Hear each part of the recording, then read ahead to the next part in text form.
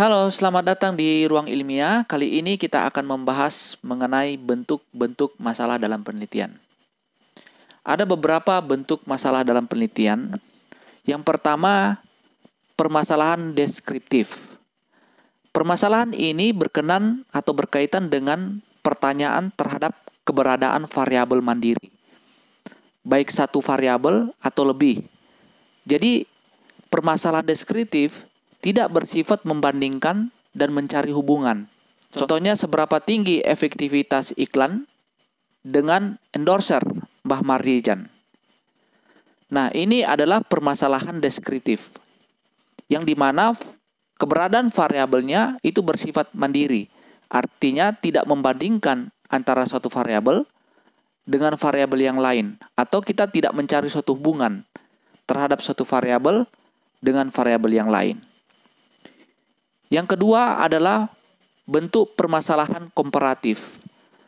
Permasalahan komparatif adalah suatu permasalahan penelitian yang bersifat membandingkan keberadaan suatu variabel atau lebih pada dua atau lebih pada sampel yang berbeda. Nah, istilah komparatif berarti membandingkan ya, keberadaan suatu variabel atau lebih. Tentunya terhadap dua atau lebih sampel yang berbeda. Misalnya, adakah perbedaan kinerja keuangan antara perusahaan yang go public dengan non-go public? Dari pertanyaan permasalahan penelitian ini, kita bisa membandingkan antara perusahaan yang go public dengan non-go public.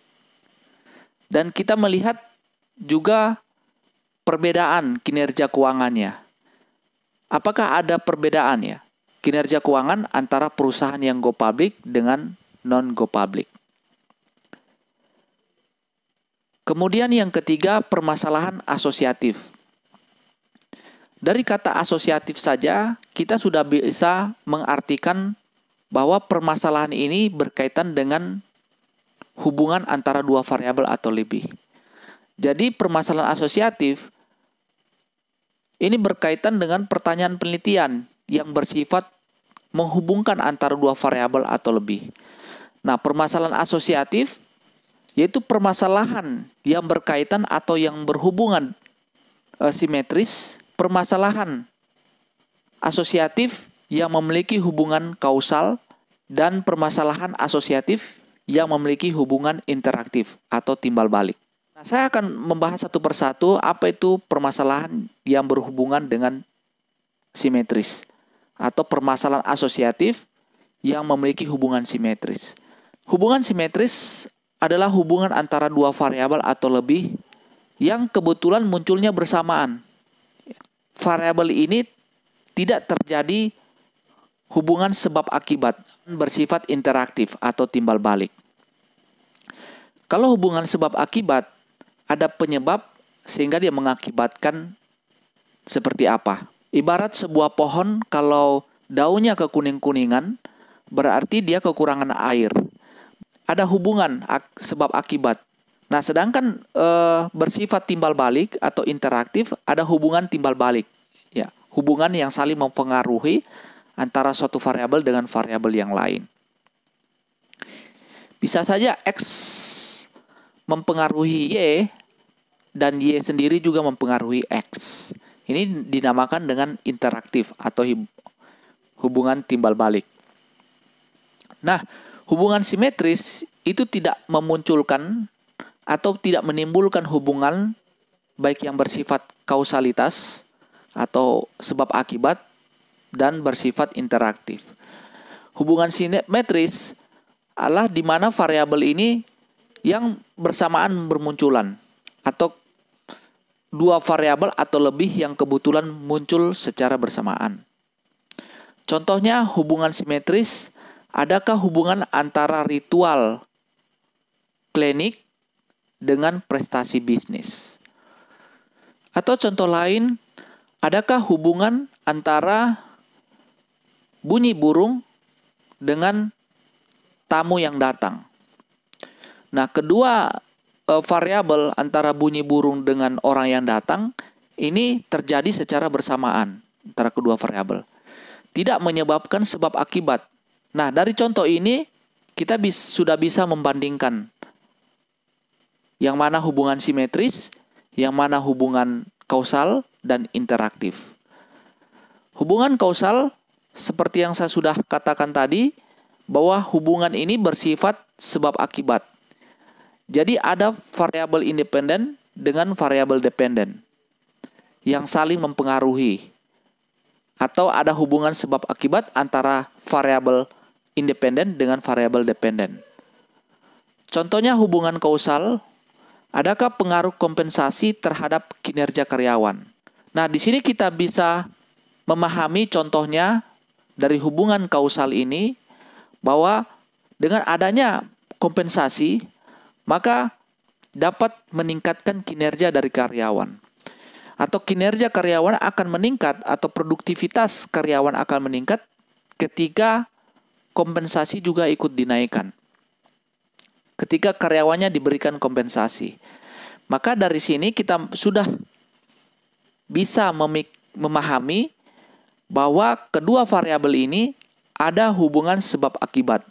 Yang ketiga, yang masih berhubungan dengan permasalahan asosiatif adalah hubungan interaktif atau timbal balik. Hubungan timbal balik adalah hubungan yang saling mempengaruhi antara satu variabel dengan variabel yang lain. Contohnya, adakah hubungan antara kecerdasan dengan kekayaan?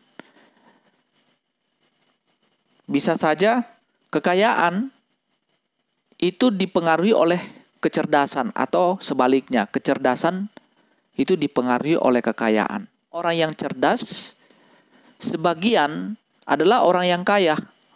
Orang yang kaya adalah orang-orang yang memiliki pemikiran yang cerdas. Walaupun misalnya tingkat pendidikannya rendah, tetapi dia memiliki pemahaman atau kecerdasan terbuka terhadap sesuatu yang berkaitan dengan bidangnya. Nah, berkaitan dengan bentuk-bentuk permasalahan tadi, maka dalam menulis latar belakang, tentunya khususnya latar belakang masalah, maka seseorang harus melakukan penelitian dengan mencari masalah yang akan dipecahkan dalam suatu penelitian. Tahap awal yang perlu dilakukan adalah mencari masalah yang akan dipecahkan yang berkaitan dengan bentuk-bentuk masalah penelitian tadi. Tentunya permasalahan ini akan berkaitan dengan topik apa yang menarik yang kita teliti. Setiap topik itu pasti memiliki masalah yang berbeda-beda. Nah, dari masalah kita bisa menentukan topik. Ya, topik apa yang akan kita teliti, dan nanti dari topik ini maka kita bisa mengaitkannya dengan tinjauan atau teori-teori sebelumnya. Kita koneksikan dengan tinjauan pustaka atau teori-teori sebelumnya. Nah, topik yang menarik untuk diteliti diperlukan langkah merumuskan masalah. Dalam memilih rumusan masalah penelitian yang akan dijadikan awal penelitian, maka perlu diperhatikan dengan ketentuan-ketentuan sebagai berikut. Masalah penelitian yang baik adalah masalah yang dipilih harus mempunyai nilai penelitian. Nah, masalah yang dipilih harus mempunyai nilai penelitian ini kita bisa melihat dari masalah itu harus mempunyai keaslian. Tidak mengada-ada dalam membuat suatu masalah. Ya. Tidak ada masalah tetapi kita berusaha untuk mengadakan suatu masalah. Makanya masalah yang baik ketika kita bisa menjabarkan atau membuka atau membandingkan data yang berkaitan dengan penelitian kita atau lokasi penelitian. Misalnya data produksi, range waktunya dari 5 tahun terakhir terjadi peningkatan dan terjadi penurunan. Kita bisa melihat dari beberapa tahun selama 5 tahun terakhir. Misalnya dari tahun 2000 produksi meningkat, tetapi pada tahun 2001, 2002 kemudian dia mengalami penurunan. Ini adalah masalah. Kenapa terjadi penurunan, dan itu kita mampu jabarkan atau kita menjelaskan dan kita kaitkan dengan berbagai macam teori atau tinjauan pustaka. Nah, masalah harus mempunyai keaslian. Kemudian yang kedua, masalah itu harus menyatakan suatu hubungan, yaitu menghubungkan dengan berbagai macam teori atau penelitian-penelitian sebelumnya. Kemudian yang ketiga, masalah harus merupakan hal yang penting. Kenapa kita melakukan penelitian ini? Kenapa masalah ini penting untuk diteliti? Kalau misalnya masalah tersebut kita buat mengada-ada atau kita membuat suatu masalah yang sebenarnya masalah tidak penting, untuk apa kita melakukan penelitian itu kalau masalahnya tidak penting? Berikutnya, masalah harus dapat diuji. Tentunya masalah itu dapat diukur sehingga masalah ini dapat dipecahkan. Selain itu, masalah harus mencerminkan suatu pertanyaan. Makanya di akhir dari latar belakang biasanya ada dalam bentuk pertanyaan penelitian sehingga mudah kita menjawab salah dari pertanyaan penelitian itu. Nah, ini adalah beberapa yang berkaitan dengan masalah yang dipilih harus mempunyai nilai penelitian. Kemudian yang kedua, masalah yang dipilih harus dengan bijak. Artinya apa? Kita melihat dari data serta metode untuk memecahkan masalah. Itu tentunya harus tersedia. Apakah data dan metode yang kita gunakan itu mampu dalam memecahkan masalah? Apakah datanya tersedia atau tidak? Jangan sampai kita memilih suatu masalah, tetapi datanya tidak tersedia. Ini akan menjadi masalah peneliti nantinya. Sehingga masalah tersebut tidak mampu kita pecahkan karena tidak ada datanya. Yang kedua, berkaitan dengan masalah yang dipilih harus bijak, yaitu biaya. Biaya untuk memecahkan masalah secara relatif harus dalam batas-batas kemampuan. Jangan sampai biayanya besar, tetapi kita tidak memiliki modal, tidak memiliki biaya untuk memecahkan masalah tersebut. Contohnya saja masalah kekeringan di suatu desa. Apakah itu menjadi masalah? Tentu menjadi masalah dalam masyarakat. Tetapi apakah kita mampu menyelesaikannya? Belum tentu kita mampu menyelesaikannya. Karena hal ini berkaitan dengan dana yang begitu besar. Waktu memecahkan masalah harus wajar. Jangan sampai kita melakukan penelitian terlalu lama karena dalam memecahkan masalah itu waktunya dibutuhkan terlalu panjang. Yang berikut adalah biaya dan hasil harus seimbang. Jadi biaya yang kita keluarkan dengan hasil yang kita peroleh itu harus seimbang. Administrasi dan sponsor harus kuat. Selain itu tidak bertentangan dengan hukum. Nah, yang ketiga, selain masalah yang dipilih dengan bijak, masalah yang dipilih dengan kualifikasi peneliti. Masalah yang sesuai dengan kualifikasi peneliti tentunya harus sesuai dengan bidang yang ditekuni oleh peneliti. Jangan di luar dari bidangnya. Sehingga peneliti tidak mampu atau tidak memiliki kapasitas dalam menyelesaikan masalah tersebut. Masalah berdasarkan kualifikasi peneliti, ini tentunya menarik bagi peneliti untuk dilakukan penelitian.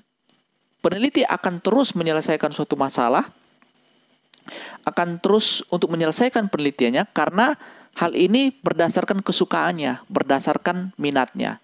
Karena hal ini menarik bagi peneliti untuk diteliti. Oke, saya kira sampai sini mudah-mudahan cukup jelas. Jangan lupa di subscribe dan tonton terus video-video yang lainnya seputaran pembahasan mengenai skripsi dalam channel Ruang Ilmiah. Sekian dan terima kasih.